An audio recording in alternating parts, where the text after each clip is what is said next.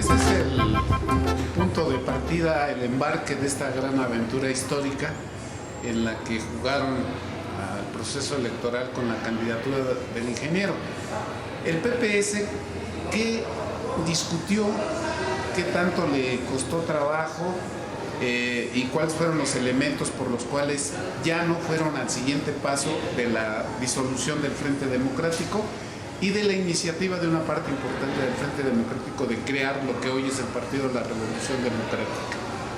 En principio, para el Partido Popular Socialista fue muy exitosa la alianza que se dio entre todas estas fuerzas políticas encabezadas por el ingeniero Cárdenas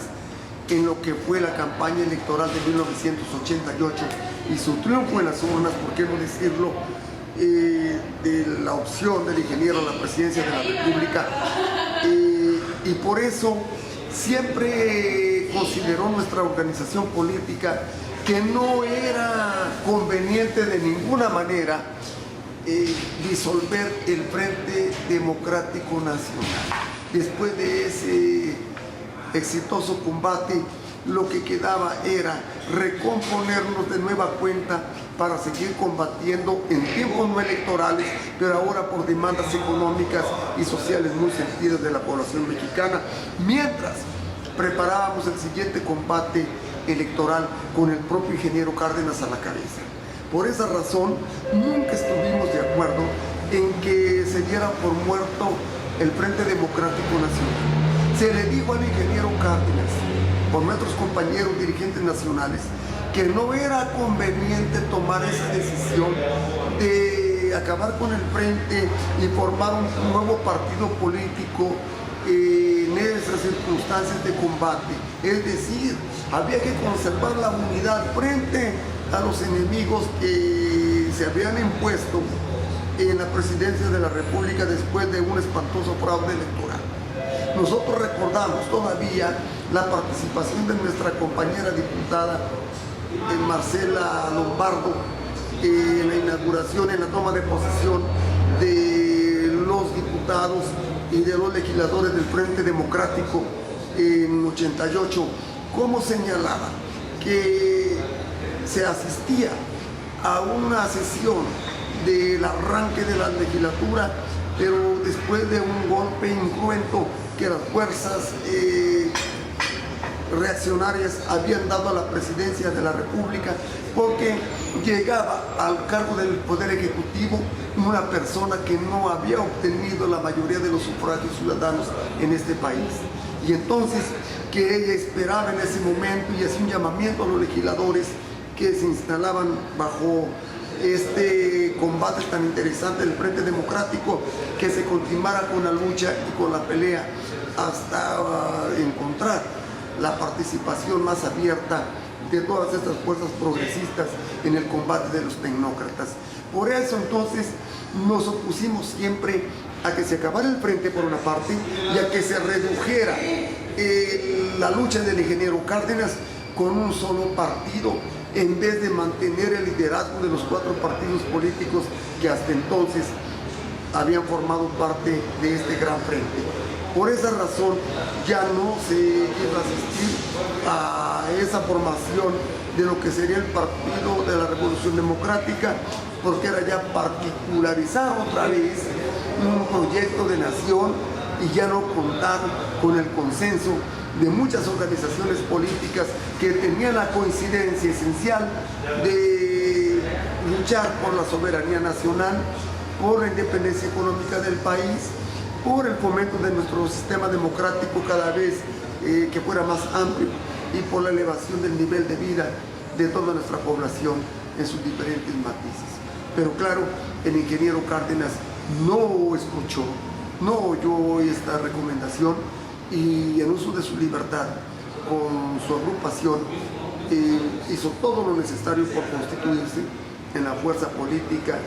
que conocimos inicialmente y en la que ahora conocemos, con el aval ya y el registro del Partido Mexicano Socialista. ¿Consideras, en función de esta línea de razonamientos políticos, que esa decisión influyó para que posteriormente desapareciera el PARM, el Frente Cardenista y el PPS.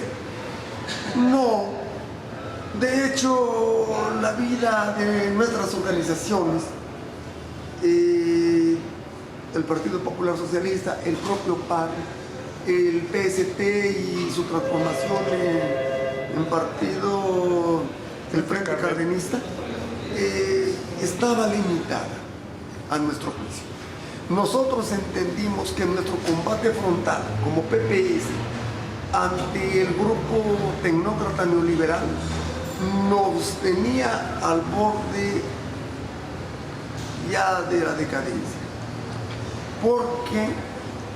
entendimos que el Partido Popular Socialista nunca había tenido la necesidad de pelear tan frontalmente con una organización política como la de los tecnócratas hasta ese momento. Pero allí ya no había para dónde dar. Si antes habíamos tenido posiciones a veces muy discutibles para la izquierda en general,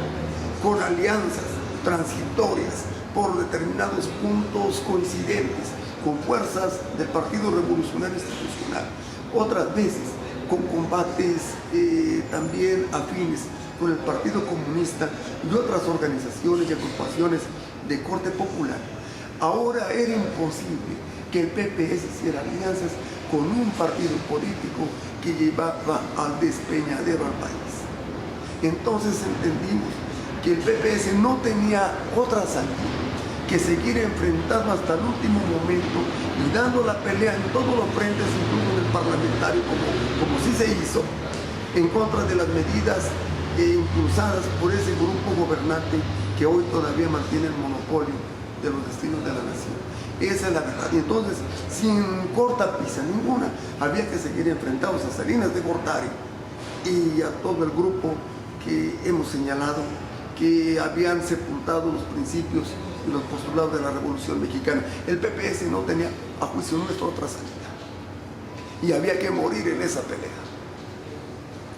Desde esa vertiente histórica lombardista, ¿cómo valoras, cómo evalúas los claroscuros de los 10 años de los gobiernos perredistas de ese partido que se formó posteriormente, el PRD, en Michoacán? Bueno, en un principio vamos a decir que todos teníamos mucho optimismo por la participación política de nuestros compañeros del Partido de la Revolución Democrática. No estábamos formalmente con ellos en ningún combate en lo específico, pero siempre acudíamos a votar por estos compañeros, porque estábamos convencidos que no podíamos nosotros como partido político independiente votar por partidos de la derecha, como así calificábamos a Acción Nacional. No podíamos estar de acuerdo ya con el PRI en ningún aspecto, porque, volvemos a repetir, se trataba de un partido que se había convertido en instrumento del grupo neoliberal. No teníamos otra alternativa que estar con nuestros compañeros antiguos del Frente, ahora ya en su partido específico, pero votando por ellos en muchos cargos de elección popular, sobre todo allí donde nosotros no teníamos candidatos, cuando todavía conservábamos nuestro registro legal. Y veíamos con simpatía, en los hechos nos llegamos a sumar con